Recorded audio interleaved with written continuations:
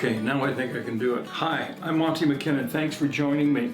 Today we're going to talk about 15 different things that you can do to improve the sound of your guitar. First, let's spin that intro.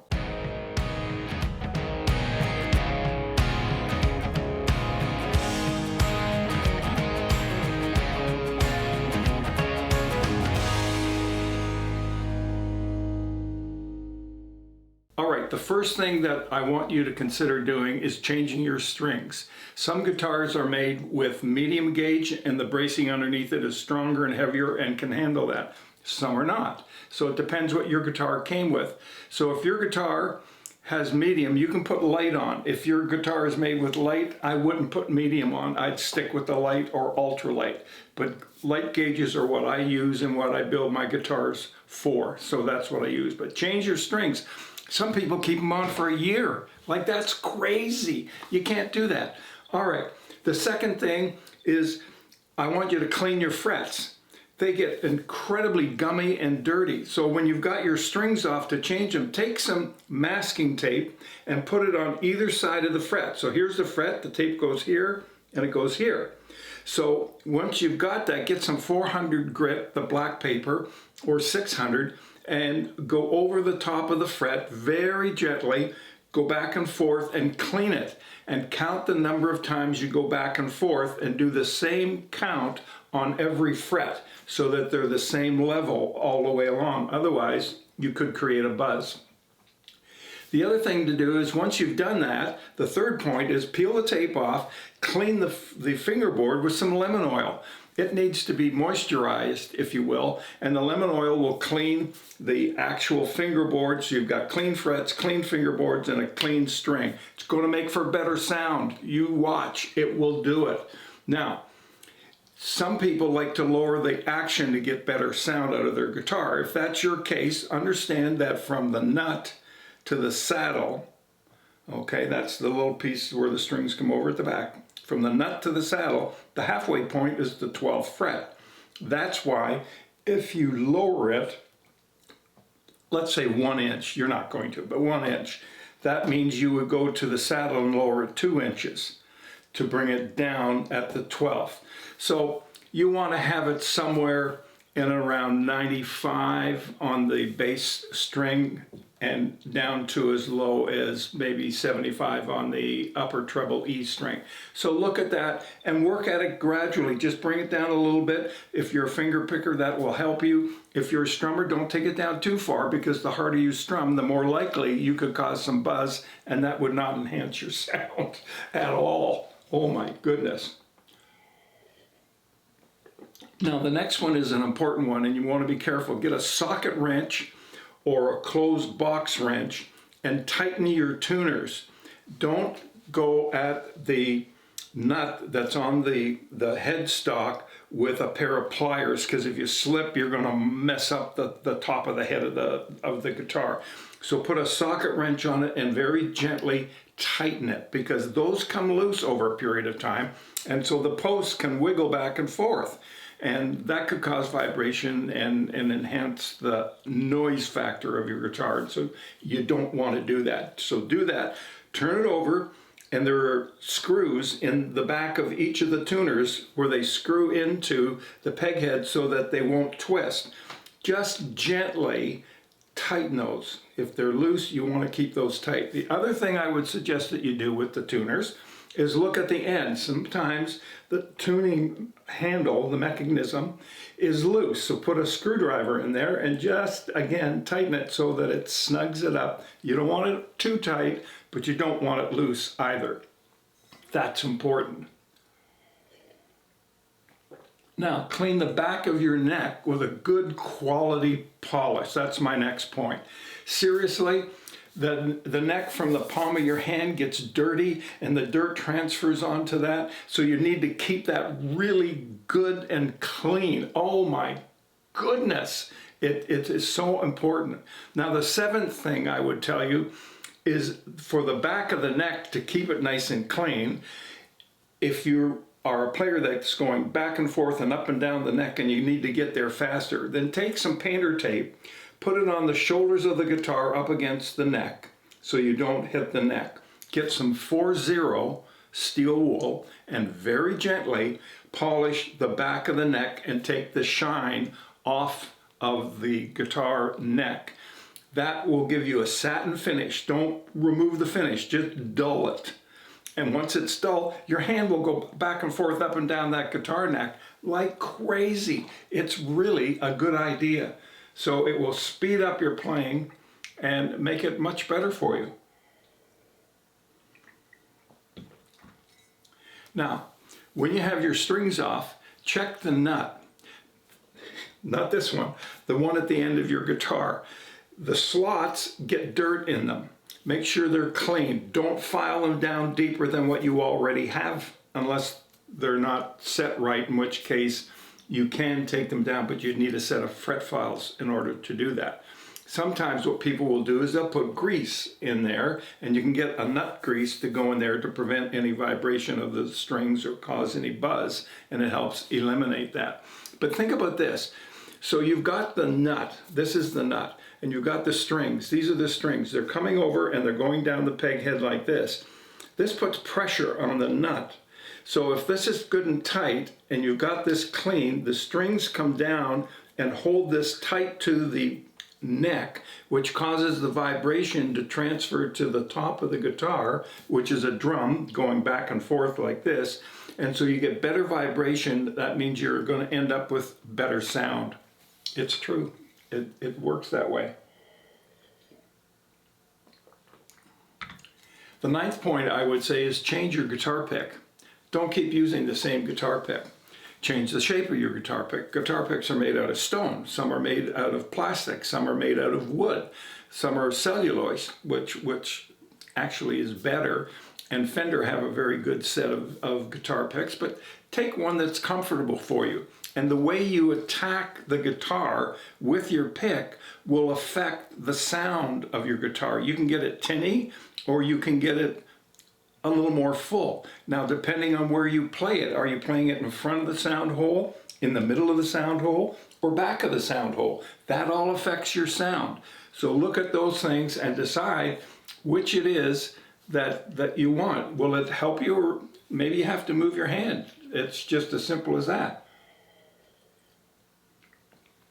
One of the other things, the next point, the 10th point I would make would be clean your guitar and your guitar strings after playing. So many people play for a while, and if you're in the summer and your hands are sweating and all that sweat goes into the strings and gums them all up and fills those, because it's a wound string and it fills all that with goop, it's going to deaden the string. So get your paper towel or a good quality cloth when you're done and wipe down your strings every time you play it. Wipe the soundboard and the pick guard and everything around the top of the guitar. Be careful that your nails don't go into the top of the guitar and scratch it while you're doing that, because that, in a word, would not be good. Now, the 11th point is probably the most important point I'm going to mention in all of this video. And that is, get yourself a good quality humidifier. There's humidifiers linked down below here in the channel, and you can go down into the show notes, if you will, and take a look at the description and get yourself a quality humidifier. Guitars need humidity. Now, humidity, when I make my guitars, I like to make them between 40 and 45 relative humidity. Sometimes most people will tell you anywhere from 40 to 50 is okay. I just like to be on the lower end, closer to 42, somewhere around there when I make the guitar. So if you take a guitar to an area that's humid, it takes on moisture, that's fine. It'll still play fine. But when you bring it back to that area that's around 42 or drier, then it's going to lose that humidity, but it's not going to shrink. If you take a guitar that you made at 50 or at 60 humidity, and you take it somewhere that's extremely dry, what's going to happen is you're going to lose the moisture out of the guitar, and the wood is going to shrink, and when the wood shrinks, it's going to crack, and it's going to break the glue bond, and you could have a whole bunch of kindling wood and roast marshmallows. So you don't want to be doing that. Be careful of the humidity. It's very important, all right? So make sure you check that. Now, what I do is I take my iPhone here and I put in a notification, and I get notified every 2, 3, 4 days. I think it's 3 days is what I'm using right now. And it says, hey, check the humidity on your guitars. So I go down and I fill it, and I use distilled water, and I put the water into the guitar, into the humidifier that sits in the guitar. And you don't have to have it in the sound hole. You can put it up around the neck of the guitar. Just make sure it's there. Now, the 12th thing I would say is clean the body of your guitar every time you play it.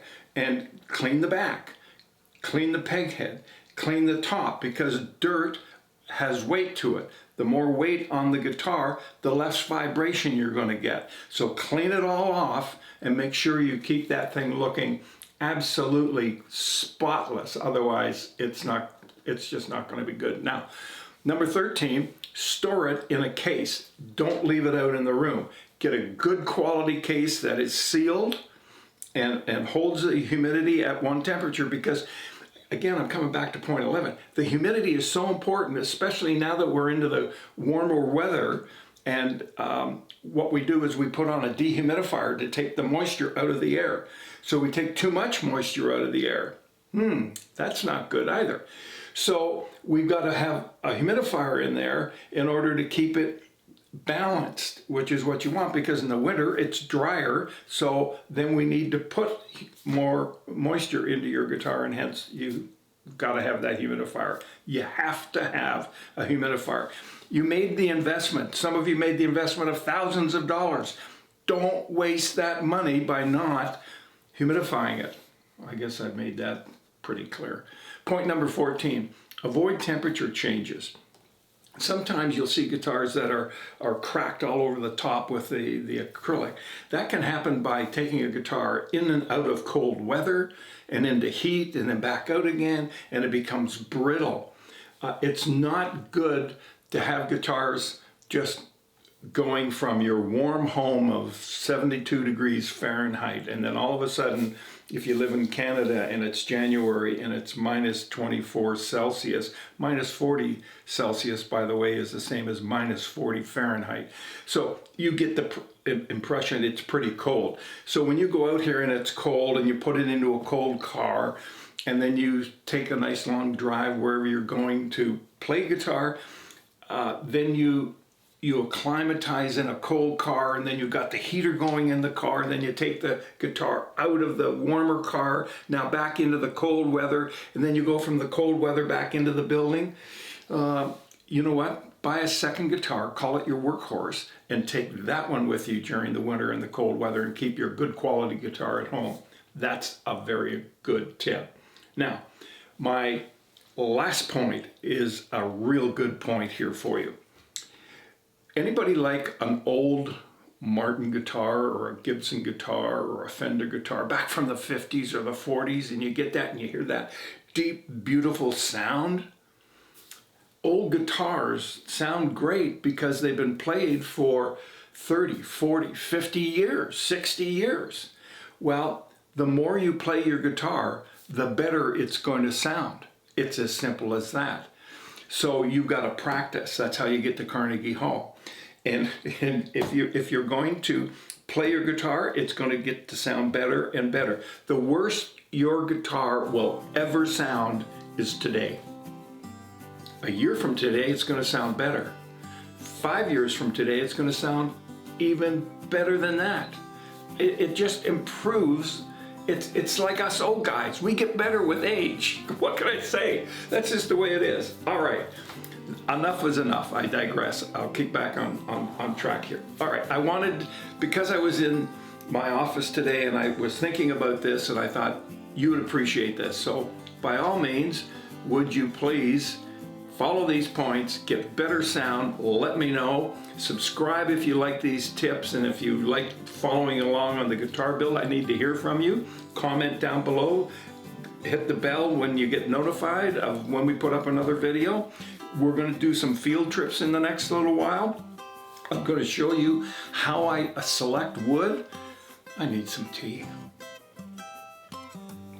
How we select our wood, what we're looking for, and how we thin it down. And we got some great things in store for you. The other thing I mentioned in a previous video, I want to hear from you. What do you think of the idea of a forum where we could interact back and forth, and you could interact with other subscribers as you're building a guitar or following your hobby. Maybe you'll find some people that are growing flowers, some people that are baking, some people that are, who knows, parachuting. I don't know, making model airplanes. It just doesn't matter. You've got to be active. You've got to do things. Use it or lose it. It's old, but it's the truth. All right, my friends, that's it for today. Thank you. You are the best. I love my subscribers, and I will see you in the next video. That is, if you go down and check out all the links, I'll see you in the next video. All right, goodbye for now.